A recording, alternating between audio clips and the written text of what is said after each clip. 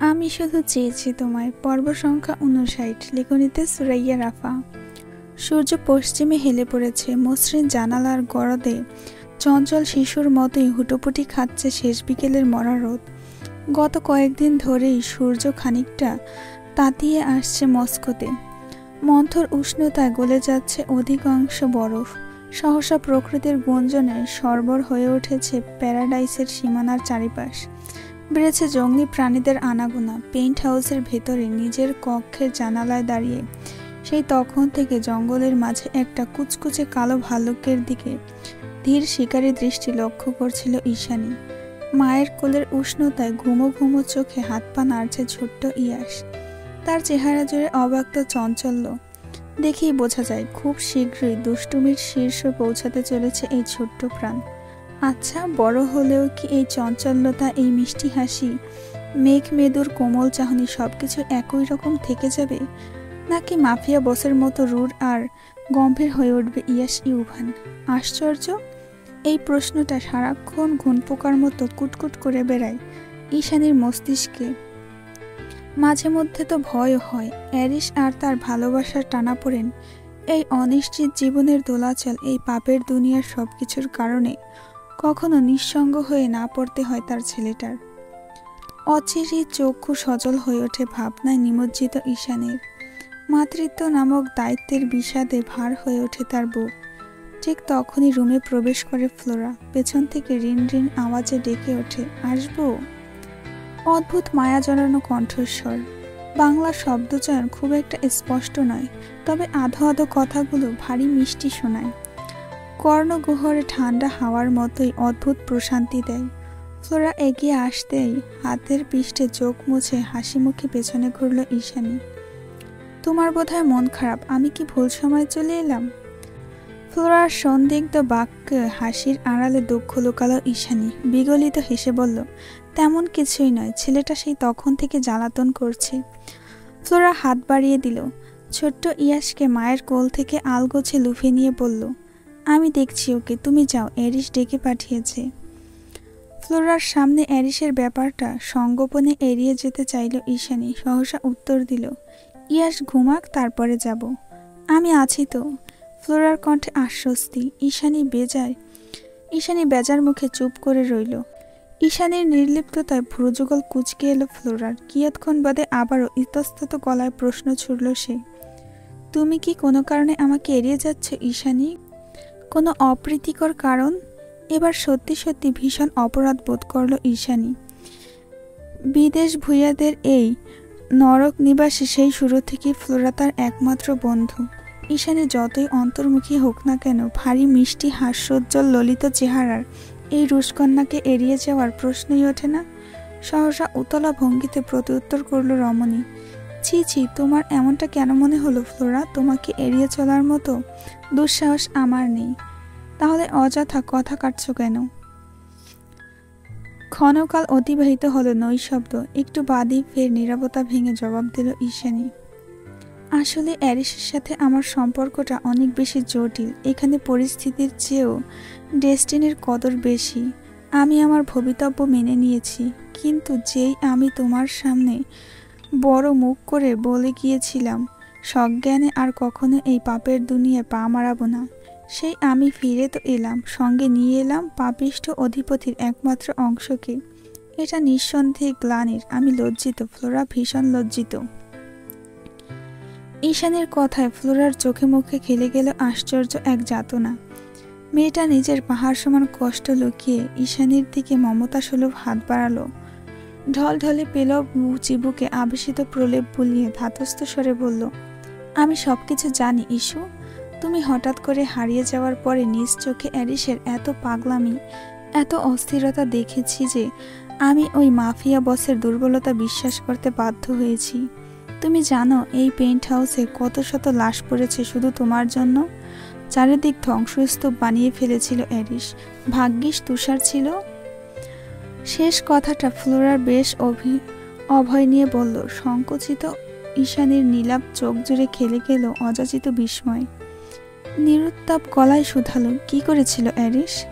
Flora বলল, অ্যারিসের heart transfer হয়েছিল, জানো নিশ্চয়ই। ঈশানীর চোখের পলক ছেড়ে ফ্লোরাকে কথা এগোনোর ইশারা করলো। সহসা বলতে লাগলো মেয়েটা। সুস্থ হতে প্রায় 2 মাস লেগেছিল, তারপরেও কিছু মাসের বেড রেস্ট দিয়েছিল ডক্টর অ্যারিসকে। কিন্তু তোমার বিপদের কথা শুনে অ্যারিস সেদিনই ইমার্জেন্সি ফ্লাইট ধরে। জানো কত কি প্ল্যান করেছিল শত্রুরা?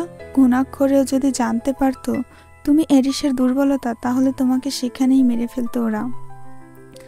ফ্লোরার কথায় খুব একটা আশ্চর্য হলো না ঈশানী। অ্যারিসের সঙ্গে নিজের নাম জুড়ে যাওয়ার পর থেকেই এসব মৃত্যুঞ্জয়ী চিন্তাধারা ওর কাছে স্বাভাবিক বলে মনে হয়। অজ্ঞতা নির্লিপ্ত ভঙ্গিতে মাথা নাড়ালো মেয়েটা, উৎসুক কণ্ঠে শুধালো, তারপর কি হলো? ফ্লোরা এবার উদাসীন হলো। অস্ফুট এক কাতরতা ভর করেছে তার চোখের পাতায়। সেইভাবেই জবাব দিল, তারপর তুমি চলে গেলে আর অ্যারিসকে আহত অবস্থায় অ্যাম্বুলেন্সে রাশিয়া ফিরিয়ে আনা হলো। পরপর 2টো জটিল অপারেশন, অস্ত্রোপচার, সবকিছু কাটিয়ে উঠেছিল মাফিয়া বস। কিন্তু কোনোভাবেই তোমাকে ভুলতে পারেনি। সারাক্ষণ ড্রাগ নিয়ে মাতাল হয়ে পড়ে থাকতো লাউঞ্জে। ভাঙচুর, গোলাগুলি, এগুলো যেন ছেলে মানুষই হয়ে উঠেছিল ওর কাছে। আমি কখনো অ্যারিসকে এতটা এলোমেলো হয়ে যেতে দেখিনি ঈশানী, কিন্তু সেবার দেখেছিলাম।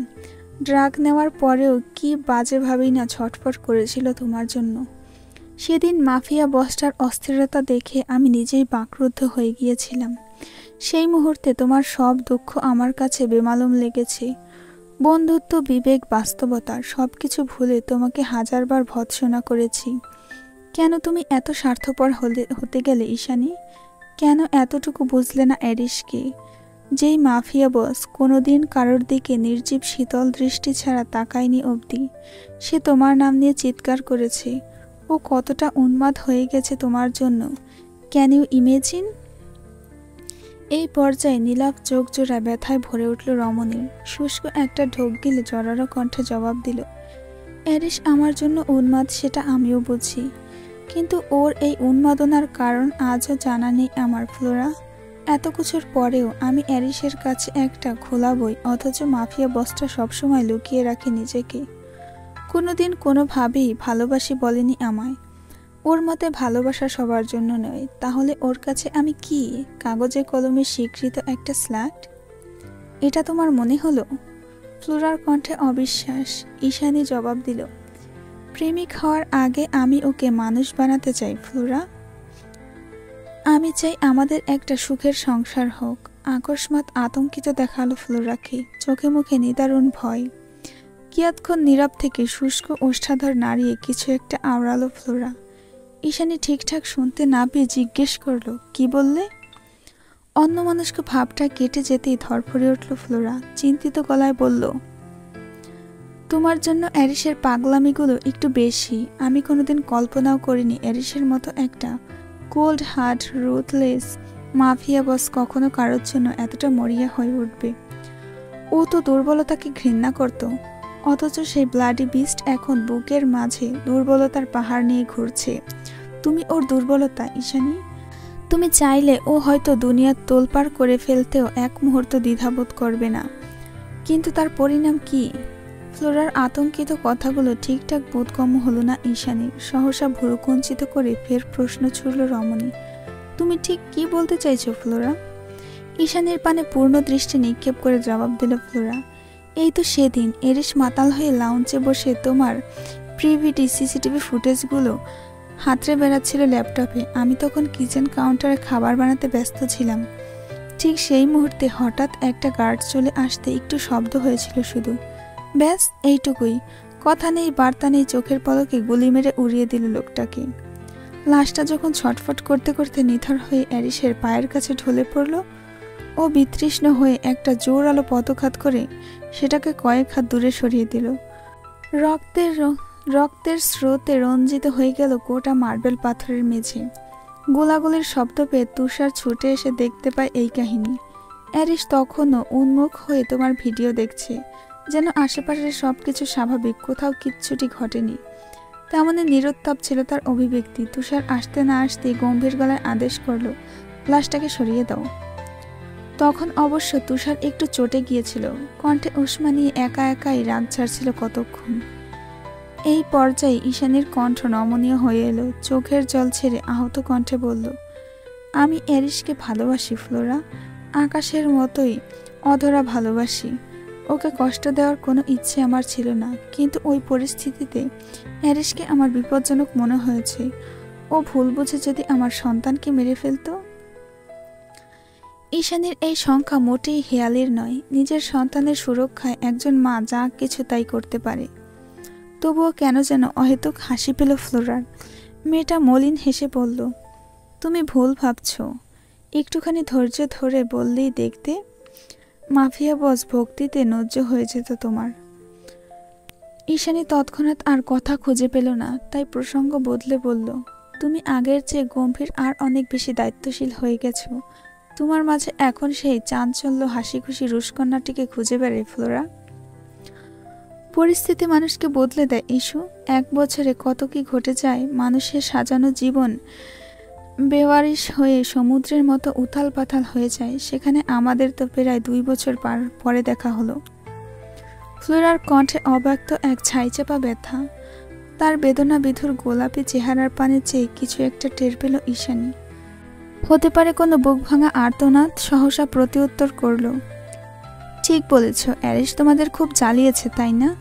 ফ্লোরা প্রলম্বিত শ্বাস ফেলে জবাব দিল, তা জ্বালিয়েছে।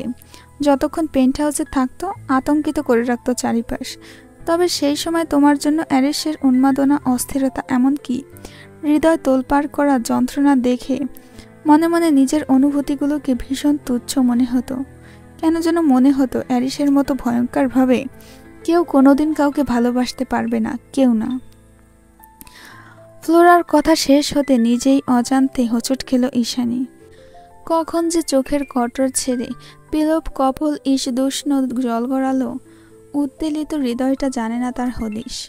সন্ধ্যা রাত, থাই জানালার কাজ সরানো। বিকেল থেকেই ঠান্ডা একটা হাওয়া দিচ্ছে, কনকনে ঠান্ডা নয়, আরামদায়ক। ধারে কাছে কোথাও বৃষ্টি হচ্ছে বোধহয়। সেই কখন থেকেই কেঁদে কেটে ঘর মাথায় তুলেছে ছোট্ট ইয়াস। তাকে নিয়ে সমগ্র ঘর পায়চারি করছে ঈশানী। কোলে নিয়ে হাঁটাহাঁটি করলেও ছেলের কান্না থামানোর বিন্দুমাত্র প্রয়াস নেই তার মাঝে। কেমন যেন অন্যমনস্ক হয়ে আছে। মায়ের এহেন অমনোযোগে ক্রমেই ক্ষুব্ধ ছোট্ট প্রাণটা। থেমে থেমে বাড়ছে তার কান্নার গতিবেগ। অভিমানে উদ্বেল হয়ে হাত পা ছুঁড়ে হাউমাউ করে কেঁদে উঠতেই মোহভঙ্গ হলো ঈশানীর। ছেলেকে গভীর চুমু খেয়ে পরম স্নেহে বুকে জড়ালো সে। একটু সময় নিয়ে কান্না থামালো। ফের মানস্পটে ভেসে উঠল ফ্লোরার বলে যাওয়া বিকেলের সেই কথাগুলো। সন্ধ্যা থেকে এসবে ভেবে চলেছে আনমনে। ভেতরের আত্মবিশ্বাসী সত্তাটা ভারী রসিকতা করে বলছে, রাশিয়ার প্রথম সারির মাফিয়া বস, একটা আন্ডারওয়ার্ল্ড টেররিস্ট, যার কোনো ভয় নেই, পরোয়া নেই, একটা নির্জীব হৃদয়ের মানুষ, সে কেন তোর জন্য এতটা উন্মাদ হবে? এটা কি সম্ভব? এইসব কথা শুনে বিগলিত মনটা সাপের মতো ফুঁসছে। কঠোর হয়ে প্রতিহত করছে সেই বাক্য। যখন ভালোবাসা মানুষকে নিয়ন্ত্রণ করে, তখন সবচেয়ে নিকৃষ্ট পাথর কঠিন আত্মাটাও মোমের মতো তরল হয়ে পড়ে। অ্যারিস আমাকে ভালোবাসে। অন্য মনটা বিদ্রুপ করে হেসে উঠল তৎক্ষণাৎ। কৌতুকের স্বরে শুধালো, ভালোবাসে? বলেছে কখনো? You are nothing but his deadly obsession. চাবুকের আঘাতের মতো বাক্যটা এসে হৃদয়ে আঘাত হানল ঈশানীর। অসন্তুষ্ট মনটা 7-5 ভেবে কিছু বলবে, তনার্থে পেছন থেকে ভেসে এলো ধীম রাশভারী কণ্ঠস্বর, ওকে আমার কোলে দাও। সদ্বিত ফিরে পেতেই তড়িৎ বেগে পেছন ঘুরল ঈশানী। আশ্চর্য দৃষ্টিযুগল থমকে গেল কালো সিল্ক শার্টে আবৃত ইস্পাত কঠিন চওড়া বুকে। ঘরময় একটা পুরুষালী ক্লোনের মাদকীয় সুঘ্রাণ ছড়িয়ে পড়েছে ইতোমধ্যেই। ঈশানীর দৃষ্টি তুলে মানুষটার মুখায়ব পরখ করার সুযোগ পেল না, তার আগেই ভেসে এলো নির্লিপ্ত কণ্ঠস্বর, তখন থেকে কাঁদছে, তোমার নিশ্চয়ই কষ্ট হচ্ছে। কথা বলতে বলতেই হাতের ব্ল্যাক বেল্ট ঘড়িটা খুলে রেখে শার্টের অস্তিন গোটালো মাফিয়া বস। ঈশানী একটু অবাক হলো, সহসা প্রশ্ন করল, ঘড়ি কেন খুললেন? অ্যারিস চোখের সাহায্যে নিজের অংশকে ইশারা করলো, অনুভূতিহীন গলায় বলল, কোলে নিলে যদি ব্যথা লাগে। ঈশানী না চাইতেও ভেতরে ভেতরে সন্তুষ্ট হলো। ছেলের প্রতি একটু হলেও মায়া আছে তাহলে জানোয়ারটার। রমণীর ভাবনার মাঝে অদক্ষ হাতে নিজের অংশকে খুলে তুলে নিল মাফিয়া বস। এমন একটা পবিত্র অস্তিত্বকে দুই হাতে আঁকড়ে ধরে ক্রমশ বুকের ভেতরটা ভারী হয়ে এলো তার। তীক্ষ্ণ চোয়াল জুড়ে ভর করল অব্যক্ত এক কঠিনতা। এই হাত দুটো ভীষণ পাপী। এমন ফুলের মতো পবিত্র সত্তা তোলার দায়ে এবার ধ্বংস না হয়ে যায়। কিন্তু এই পবিত্র অস্তিত্ব কেন হুবহু তার মতোই দেখতে। এই ঝিলের মতো টলমলে চোখ, ফিনফিনে রক্তিম ঠোঁট, ঠোঁটের নিচের কুচকুচে কালো তিলক, সবকিছু কেন অবিকল অ্যারিসের মতো, ঈশানীর মতো স্নিগ্ধ আর পবিত্র নয় কেন? নিজ অংশের দিকে তাকিয়ে অ্যারিস অনুভব করল এই অস্তিত্বের মাঝে পুরোটাই তার ছায়া। কোথাও একটা দৃঢ় মেলবন্ধন, মনে হচ্ছে বুকের ওপর পাহাড় তুলে দিয়েছে কেউ। অকারণ অনুভবে দম বন্ধ হয়ে আসছে যেন। অ্যারিসের মোহগ্রস্ত দৃষ্টি অবলোকন করে নীরবতা ভাঙল ঈশানী। তরল গলায় বলে উঠল, ইয়াস দেখতে হুবহু তোমার মতো। ভ্রম কেটে যেতেই দৃষ্টি ঘোরালো মাফিয়া বস। ভেতর ভেতর নৈশব্দ খেলে গেল, অভূতপূর্ব তড়িৎ। ঈশানীও একই কথা বলছে, তার মানে ওর ধারণা মিথ্যে নয়। অ্যারিসকে মুখ হয়ে চেয়ে থাকতে দেখে প্রশ্নবিদ্ধ নয়নে তাকালো ঈশানী। বলল, তুমি বোধহয় ঠিকভাবে কোলে নিতে পারোনি। ঈশানীর কথায় একটু নড়ে চড়ে উঠল মাফিয়া বস। বিভ্রম কাটিয়ে গম্ভীর স্বরে জবাব দিল, আই এম ট্রাইং। ঈশানী আর কথা বাড়ল না, নিজ থেকেই ঠিকঠাক করে দিল ইয়াসকে। অ্যারিসের বুকের সংস্পর্শে ঠেলে দিয়ে প্রসন্ন মুখে বলে উঠল, ওর কপালে একবার চুমু খেয়ে দেখো, তুমি কিছু একটা অনুভব করবে। তপ্ত শ্বাস ছাড়ল অ্যারিস। ঈশানীর পানে নির্জীব দৃষ্টি নিক্ষেপ করে আহত স্বরে আওড়ালো, আমার স্পর্শ মঙ্গলজনক নয়। তুমি ওর জন্মদাতা। একজন সন্তানের কাছে তার বাবার চেয়ে মঙ্গলজনক আর কি হতে পারে অ্যারিস? অ্যারিস প্রত্যুত্তর করে না। শুষ্ক একটা ঢোক গিলে ঈশানীর কথা মতোই ধীরে ধীরে গ্রীবা বাড়িয়ে দেয় সম্মুখে। ক্ষণকালের নৈশব্দ ভেঙে নিগুড় নির্লিপ্তে এক চুমু এঁকে দেয় নিজের অংশের ললাট দেশে। প্রথমবারের মতো পিতৃত্বের একটুখানি আদরের আলিঙ্গনে কান্নাকাটি থামিয়ে শান্ত হয়ে যায় তার অংশ। এরপর ধীরে ধীরে বর্ষণ শেষে ঠান্ডা হাওয়ার মতো গভীর ঘুম নেমে আসে ছোট্ট সোনার অশ্রু বিজড়িত চোখের পাতায়। অ্যারিস তখনও ধ্যানমগ্ধ হয়ে ছেলেকে দেখছিল। তখনই পাশ থেকে নিচু গলায় ডেকে ওঠে ঈশানী, কিছু অনুভব হলো? অ্যারিস নিজ চেহারায় গম্ভীর ভাবটা ধরে রেখে আওড়ালো, soft and innocent, just like you. Ishani বিগলিত হাসল, জবাব দিল, এই দৃশ্য দেখা যে আমার অসম্ভাব্য কল্পনার অভূতপূর্ব অধ্যায় ঋষ। তোমার জন্য আমি সব করতে পারি। মাফিয়া বসের স্পষ্ট স্বীকারোক্তি। অতঃপর ইয়াসকে সন্তর্পণে দোলনায় শুইয়ে দিয়ে এগিয়ে এসে মুখোমুখি হলো ঈশানীর। স্বপকেটে দু হাত গুজে দৃষ্টির মিলন ঘটালো সে। অ্যারিসের হিমশীতল দৃষ্টিতে মুগ্ধ চিত্ত বিহ্বল হয়ে পড়ল রমণী। বিস্ময় ভাব কেটে যেতেই হতচকিত কণ্ঠে শুধালো, কি হয়েছে? মুহূর্তে অভিব্যক্তি বদলে নিজের চিরাচরিত কঠিনতায় ফিরে এলো মাফিয়া বস। চোয়ালের পেশি শক্ত করে শূন্য দৃষ্টিতে তাকালো সেই মেয়েটার পানে। তখন ডেকে পাঠিয়েছিলাম, আসলে না কেন? মাথা থেকে বেরিয়ে গিয়েছিল। রমণের নির্বিকার প্রত্যুত্তরে আধার নামলো অ্যারিসের কৃষ্ণ গহ্বরে। দাঁতে দাঁত পিষে বলল, এই মুহূর্তে তোমাকে শাস্তি দিতে ইচ্ছে করছে। থমকে গেল রমণী, তড়াক করে চোখ তুলল, অবুঝ বালিকার মতোই দৃষ্টিপাত করল অনুভূতিহীন শূন্য চোখে। অ্যারিস তখনও নির্বিকার।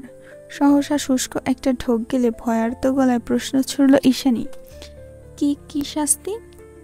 2 মিনিট লাউঞ্জে এসো, তারপর বলছি। নিরুত্তাপ কণ্ঠে কথাগুলো আওড়ে হনহনিয়ে বেরিয়ে গেল অ্যারিস। ঈশানী লাউঞ্জে এলো টানা 10 মিনিট লাগিয়ে। অ্যারিস কাউচে বসে ম্যাকবুকে কিছু একটা করছিল। হঠাৎ সে অনুভব করলো আশেপাশে ভ্যানিলার সুঘ্রাণটা তীব্র হয়ে উঠেছে। সহসা চোখ বুজে গভীর শ্বাস টানল।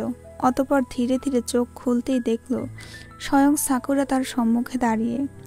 রমণীর মোম ঢালা কোমল চেহারাখানি পরখ করতেই ভেতরের কঠিন সত্তাটা ক্রমশ দ্রবীভূত হতে লাগলো মাফিয়া বসের। কি অদ্ভুত এই রমণী! নিষ্ঠুর মাফিয়া বসের চোখে একমাত্র পবিত্রতার প্রতীক, যার উপস্থিতিতে সাকুরার মতোই স্নিগ্ধতা ছড়ায়। আর শরীর থেকে ভ্যানিলার মতো সুমিষ্ট ঘ্রাণ। কিছু একটা বলতে গিয়েও হঠাৎ স্তব্ধ হয়ে পড়ল অ্যারিস। মনে পড়ে গেল মাদ ভাইয়ের জুড়ে দেওয়া কঠোর সতর্কবাণী, ওকে একটু ভালো ফিল করাও, she is in the last stage of depression. তপ্ত শ্বাস ফেলল অ্যারিস। তৎক্ষণাৎ সিদ্ধান্ত বদলে নিজেকে যথাসম্ভব সংযত করে ইতিবাচক একটা অভিব্যক্তি ধরে রাখার চেষ্টা করল চেহারায়। ঈশানী প্রশ্নবিদ্ধ নয়নে তাকাতে ওর হাতটা খপ করে টেনে ধরল। লম্বা লম্বা পা ফেলে সদর দরজার দিকে এগোতে লাগলো বিনা বাক্যে। আকস্মিক কাণ্ডে হকচকিয়ে উঠল রমণী।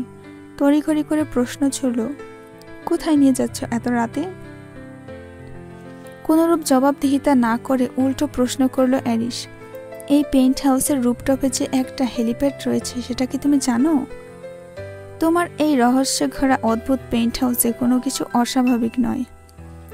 নির্লিপ্ত কণ্ঠে কথাটা বলে ঠোঁট উল্টাল রমণী। অ্যারিস প্রত্যুত্তর করল, চলো তাহলে, কোথায়? এই পর্যায়ে নব ঘুরিয়ে রুফটপে দরজার দিকে ঘুরে গেল অ্যারিস। অন্যদিকে হ্যাচকা টান মেরে ঈশানীকে কোলে তুলে নিয়ে অন্ধকারের মাঝে এগিয়ে যেতে যেতে জবাব দিল, হেলিকপ্টার রাইডে। মেঘাচ্ছন্ন থমথমে আকাশ, বিজলির ন্যায় নীলাভ রশ্মিতে ক্ষণে ক্ষণে চমকে উঠছে প্রকৃতি। ভূপৃষ্ঠ থেকে প্রায় 2000 মিটার উপরে বসে প্রবল বিস্ময় নিয়ে সমগ্র মস্কো শহর পরখ করছে ঈশানী। দুই চোখের তারায় স্পষ্ট আলোয় পুরো শহরটাকে জাদুর মতো লাগছে। ওর পাশেই পাইলটের রিভলভিং চেয়ারে বসে কালেকটিভ নিয়ন্ত্রণ করছে অ্যারিস ইউভান। রাতের আকাশ অথচ কালো রঙা বিশালাকার রোদ চশমায় চোখ দুটো আবদ্ধ তার। মাখনের মতো উজ্জ্বলাভ চেহারার মাঝে তীক্ষ্ণ নাসারন্ধ্রে পদ্মাসন হয়ে গেড়ে বসে থাকা সানগ্লাসে ভীষণ আকর্ষণীয় দেখাচ্ছে তাকে। আন্ডারকাট স্টাইলিশ চুলগুলো অবাধে জায়গা করে নিয়েছে বিস্তৃত কপালে। গতিপথে নিগুড় পর্যবেক্ষণ, করুণ দাঁতের ডগায় অধর কামড়ে ধরেছে সে বেখেয়ালে। চারিদিক ঘুরে হেলিকপ্টারটা যখন লোকালয় ছাড়িয়ে সমুদ্রের অভিমুখে এগোতে লাগলো, তখন ধীরে ধীরে আঁধার হয়ে এলো চারিপাশ। বাইরে টিপ টিপ করে বৃষ্টি শুরু হয়েছে, বেড়েছে বাতাসের গতিবেগ। হঠাৎ শহর ছেড়ে এহেন নির্জন গতিপথে এগোতে দেখে দৃষ্টি ঘোরালো ঈশানী। আকস্মাৎ কিছু প্রশ্ন করবে তার আগে মাফিয়া বসের এলোমেলো উদাসীন মুখায়ব লক্ষ্য করে দুনিয়া ভুলে গেল মেয়েটা। বুকের ভেতর টের পেল আশ্চর্য এক তড়িৎ কম্পন। লোকটা যখনই চোখে রোদ চশমা চড়ায়, বরাবর সে প্রথম আকর্ষণের কথা মনে পড়ে যায় ঈশানীর। শূন্য দৃষ্টি, তীক্ষ্ণ চোয়াল, কালচে বাদামি ওষ্ঠ, আর তার নিচে ঠিক চিবুক বরাবর কুচকুচে সেই কালো তিলক। এখন এই মুহূর্তে দাঁড়িয়ে মাফিয়া বসের নিম্নধারের তিলকটা চৌম্বকের মতো টানছে ওকে। হেলিকপ্টারের ককপিটে বসা দক্ষ পাইলটটিকে কি ভীষণ মোহনীয় লাগছে। নিষ্প্রভ দৃষ্টে চেয়ে আছে ঈশানী, থমকে আছে তার শ্বাস প্রশ্বাস। অসময়ের বর্ষার মতোই বুকের ভেতর টিপ টিপ করে ঝরে পড়ছে অনুভূতির বৃষ্টি। মনে হচ্ছে প্রেমে পড়ার এক অপার্থিব লগ্নে দাঁড়িয়ে পৃথিবীর সবচেয়ে সুদর্শন পুরুষটিকে দেখার সৌভাগ্য হয়েছে ঈশানীর। এবার যদি ওই চশমা আবৃত চোখ দুটো ওর দিকে ঘুরে তাকায়, তখন কি হবে? ঈশানী হয়তো মরেই যাবে। কল্পনা বিলাসী রমণীর রংধনুর মতো রঙিন কল্পনা স্থায়ী হলো না বেশিক্ষণ। বিভ্রম ভাঙিয়ে বাস্তবের চিরাচরিত রুক্ষতা নিয়ে ভেসে এলো গম্ভীর কণ্ঠস্বর, তখন থেকে কি দেখছো? I can't even focus. ঈশানের মতিভ্রমে বিড়বিড়ালো, এক হাতে ড্রাইভ করলে সব পুরুষকেই কি এরকম আকর্ষণীয় দেখায়? অ্যারিসের কানে মস্ত হেডফোন, তবুও বাতাসের ঘূর্ণনের কারণে কোনো কিছু স্পষ্ট শুনতে পেল না। অজ্ঞতা দ্বিতীয়বার জানতে চাইল, কি বললে? হেলিকপ্টারের গতি জড়তায় মোহভঙ্গ হতেই ধরফরিয়ে ওঠে ঈশানী। উত্তর দেওয়ার ফুরসাদ পেল না, তার আগেই অ্যারিস বলল, I think we need to land. প্রচুর বৃষ্টি হচ্ছে এদিকে। কথা বলতে বলতে ঈশানী লক্ষ্য করল ওরা একটা সমুদ্র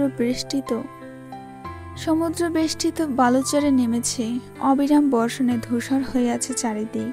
হেডলাইটের তির্যক আলোর সামনে পেছনে খানিক পর্যবেক্ষণ করে কৌতূহলী স্বরে প্রশ্ন ছড়ে ঈশানী, এটা কোথায় অ্যারিস? কানের হেডফোন খুলতে খুলতে জবাব দিল অ্যারিস, একটা দ্বীপ। আর আমাদের ওয়েডিং ভেন্যু। ওয়েডিং? ঈশানীর কণ্ঠে বিস্ময়। অ্যারিস প্রত্যুত্তর করলো, কেন বিয়ে করবে না আমায়? অ্যারিস হেয়ালি করছে সেই ভেবে প্রসঙ্গটিকে বেবালম অগ্রাহ্য করলো ঈশানী। উল্টো বহমান বাড়িধারার পানে মুগ্ধ দৃষ্টি নিক্ষেপ করে আওড়ালো। রাশিয়াতে এই নিয়ে দ্বিতীয়বার এমন ঝুম বৃষ্টি দেখলাম আমি। পরক্ষণেই আবদারের স্বরে বলে উঠল, আমি ভিজতে চাই অ্যারিস, প্লিজ। অ্যারিসের অভিব্যক্তি কঠিন, রক্ষণশীল গলায় বলল, বাইরে অনেক বেশি ঠান্ডা। হোক ঠান্ডা, তুমি তো আছো। অতি সাবলীলভাবে কথা বলেই দরজা খুলে চড়ুইয়ের মতো চঞ্চল পদচারণায় হেলিকপ্টার থেকে টুপ করে নেমে গেল ঈশানী। অ্যারিস সেদিকে বিহল ভয়ে তাকিয়ে আছে, মনে মনে ভাবছে, মেয়েটা সেই শুরু থেকে অ্যারিস ইউভানের মতো একটা মনস্টারকে ভরসা করে আসছে, কি আশ্চর্য। রিভলভিং চেয়ারে দুলতে দুলতে প্রায় 10 মিনিট ধরে হেডলাইটের সুবিস্তীর্ণ আলোয় রমণীর বৃষ্টিবিলাস অবলোকন করছে অ্যারিস। চারিপাশে নাইট ওয়াচার আর ডেমন নাইটদের বিশেষ সুরক্ষা রয়েছে, তাই খানিকটা নিশ্চিন্ত সে। চোখের সামনে বৃষ্টি স্নাত লতানো শরীরের নারীটিকে গভীর দৃষ্টিতে পর্যবেক্ষণ করছে একধানে। তর্জনী আর মধ্যমা দুটো একত্রে কপালের উপর বোলাতে বোলাতে মোহবিষ্ট নয়নে দেখে চলেছে সিক্ত রমণীর প্রতিটি আবেদনময়ী পদক্ষেপ। কখনো তার আনমনা স্নিগ্ধ হাসি, কখনো বা ছোট্ট ছোট্ট হাতে এলোমেলো জলকেলি। দেখতে দেখতে অভিব্যক্তি পাল্টে গেল অ্যারিসের। গম্ভীরতা ছাপিয়ে দুচোখে জড়ো হলো অপার মুগ্ধতা। জীবনে প্রথমবার বৃষ্টিকে বৃষ্টি বলে মনে হচ্ছে তার। আমানিশার বুক চিরে নেমে আসা শীতল বাড়িধারায় রিমঝিম আওয়াজ তীরের ফলার মতোই বুকে লাগছে যেন। সেই সঙ্গে একীভূত হয়েছে এক পবিত্র সরলতার কামনীয় লালিত্য। এক জীবনে বৃষ্টিকে কোনোদিন নিছক পানির বর্ষণ ব্যতীত অন্য কিছু মনে হয়নি অ্যারিসের। ভেজা তো দূরে থাক, কোনোদিন খেয়াল করে তাকায়নি অবধি, কিন্তু আজ কিছু আশ্চর্য ব্যতিক্রম ঘটছে। আজ মনে হচ্ছে বৃষ্টির আলাদা সুবাস আছে। বৃষ্টি কেবল নেশাকে জলধারা নয়, এ যেন প্রিয়সীর প্রথম প্রেমের উষ্ণ আলিঙ্গন। বহুক্ষণের বৃষ্টি বিলাসে শরীরটা বরফের মতো ঠান্ডা হয়ে গিয়েছে ঈশানীর। তীর তীর করে কাঁপছে তার সর্বাঙ্গ। বৃষ্টি স্নাত বরফ শীতল শরীরে আকস্মাৎ মন্থর উষ্ণতা অনুভব হতেই জমে গেল সে। হেলিকপ্টারের হেডলাইটের ব্যতীত আশপাশের নিকষ আধারে নিমজ্জিত, তাই একটু ভয়ও হলো। ভ্রুকুটি করে কয়েক মুহূর্ত স্তব্ধ হয়ে দাঁড়াতেই ফের ঘাড়ের উপর আছড়ে পড়ল গাঢ় তপ্ত শ্বাস। সঙ্গে সঙ্গে ধরফরিয়ে উঠে পেছন ঘুরল ঈশানী। সময় ক্ষেপণ করল না মাফিয়া বস। তটস্থ রমণীকে নিজের অস্তিত্বের জানান দিতে একটানে নিয়ে এলো বুকের কাছে। দীর্ঘদেহী ইস্পাত কঠিন বুকের ভাঁজে পাখির পালকের মতো লেপটে গিয়ে দম নিল ঈশানী। ক্ষীণ আওয়াজে আওড়ালো, অ্যারিস তুমি? আমি। এই আনন্দ উল্লাসের কারণ খুঁজতে এলাম। বিস্ময় ভাব কেটে যেতেই অ্যারিসের থেকে দূরত্ব বাড়ালো ঈশানী। অতঃপর চোখে চোখ রেখে তরল কণ্ঠে শুধালো, খুঁজে পেলে কিছু? এখনো না। অ্যারিসের মুখে মাস্ক লাগানো নেই। তার বর্ষণ সিক্ত চেহারা জুড়ে পৌরসীয় আসক্তি। মেদহীন সৌঠব শরীরে লেপটে আছে কালো রঙের সিল্ক শার্ট। অস্তিন গোটানো ফর্সা হাতের কবজি জুড়ে আবদ্ধ ব্ল্যাক বেল্ট ঘড়িটাও আশ্চর্য মোহনীয়তা কেড়ে নিয়েছে আকর্ষণ। বৃষ্টি স্নাত গোটা মানুষটিকে একপল পর্যবেক্ষণ করে তাড়াহুড়োয় চোখ ফিরিয়ে নিল রমণী। বরফ শীতল ঠান্ডার মাঝেও ক্রমশ উষ্ণ হয়ে উঠছে তার সমগ্র মুখমণ্ডল। জাফরানি রং ধারণ করেছে পেলব ঠান্ডা গাল। অ্যারিস কিছু বলল না আর নির্লিপ্তে এক হাতে কালো হুডি চড়িয়ে দিল ঈশানীর ভেজা শরীরে। শুকনো আবরণে কিঞ্চিত নড়ে চড়ে উঠল ঈশানী। নিরুত্তাপ কণ্ঠে জানালো, আমার ততটাও ঠান্ডা লাগছে না, জানি। তাহলে এটা কেন দিলে? মন বলল তাই। মাফিয়া বসের সংক্ষিপ্ত প্রতিউত্তর। ঈশানী একটু অবাক হয়ে শুধালো, মনের কথা আবার কবে থেকে শোনা শুরু করলে তুমি? যবে থেকে তুমি এলে। নিজের কথাতে অ্যারিস নিজেও কিঞ্চিত অবাক হলো বোধহয়। তার মনের উপর যে মস্তিষ্কের নিয়ন্ত্রণ নেই তা আবারও প্রমাণ হয়ে গেল ঈশানীর সামনে। ফলস্বরূপ নিশ্চুপ হয়ে রইল কিছু না বলে। ওদিকে অ্যারিসের শেষ কথাটা টেনিস বলের মতোই ক্রমাগত ঢপ খেতে লাগলো ঈশানীর মস্তিষ্কে। উৎসুক পুলকিত চিত্ত হঠাৎই ছেয়ে গেল অতর্কিত বিষণ্ণতায়। মনে পড়ে গেল বিকেলে ফ্লোরার বলে যাওয়া প্রতিটি বাক্য। সেই সব ভেবে ধীরে ধীরে গভীর নীল চোখ দুটোতে অথই জল থই থই করে ওঠে রমণীর। ঝাপসা চোখে ভয়, জড়তা, দ্বিধাদ্বন্দ্ব সবকিছু ভুলে জীবন্ত পুতুলের মতো কয়েক মুহূর্ত নিঃশব্দে চেয়ে রইল ওই বৃষ্টি ভেজা সুদর্শন মুখটির দিকে। পরপরই স্রোতের তরঙ্গের মতো আকস্মাৎ ঝাঁপিয়ে পড়ল স্বামী নামক ব্যক্তিটির ওপর। তার শরীরের সঙ্গে মোমের পুতুলের মতো মিশে গিয়ে দুই হাতের আজলায় তুলে নিল খড়খড়ে চিবুকখানি। অ্যারিস তখনও বিহ্বল নয়নে তাকিয়ে। জীবনে এতটা আশ্চর্য বোধ হয় আর কখনো হয়নি সে। সেই আশ্চর্যের মাত্রা দ্বিগুণ করে দিয়ে আচানক বুক ভেঙে হাউমাউ করে কেঁদে উঠল রমণী। কাঁদতে কাঁদতে অজস্র চুম্বন আঁকল অ্যারিসের তীক্ষ্ণ চোয়ালে। আর্তনাদের মতো করে বলতে লাগলো, খুব কষ্ট হয়েছে তোমার, খুব কষ্ট হয়েছে তাই না? এতগুলো অ্যাক্সিডেন্ট, একের পর এক অপারেশন, খুব কষ্ট হয়েছে জান। এত কিছুর পরেও কেন আমার জন্য এত পাগলামি তোমার? আমার মতো একটা তুচ্ছ মেয়ের জন্য কেন নিজেকে এইভাবে ভাঙছো? তুমি ভেঙে গেলে আমি সইতে পারবো না রিস, কেন বুঝতে পারো না? আমি শুধু তোমাকে চাই। ঈশানীর হাজারটা বুক ভাঙা বিলাপের বিপরীতে অ্যারিসের নির্লিপ্ত স্বীকারোক্তি। তা শুনে মেয়েটা ফুঁপিয়ে উঠল নতুন উদ্যমে, অস্থির হয়ে বলল, আমি তো তোমারই অ্যারিস, আমি তোমারই। এত কিছুর মাঝেও অ্যারিস খেয়াল করল তার গ্রীবা ছুঁতে পায়ের আঙুলের উপর ভর করে দাঁড়াতে হয়েছে ঈশানের। ফলস্বরূপ দুই হাত বাড়িয়ে ওকে শূন্যে তুলে নিল অ্যারিস। অতপর কপালে কপাল ঠেকিয়ে চোখ বন্ধ করে হিসালো, গিভ মি মোর। ঈশানী একটু অবাক হলো, নাক টেনে শুধালো, কি? অন্ধকারের মাঝে ফের ধ্বনিত হলো পুরুষালী হাস্কি কণ্ঠস্বর, কিস।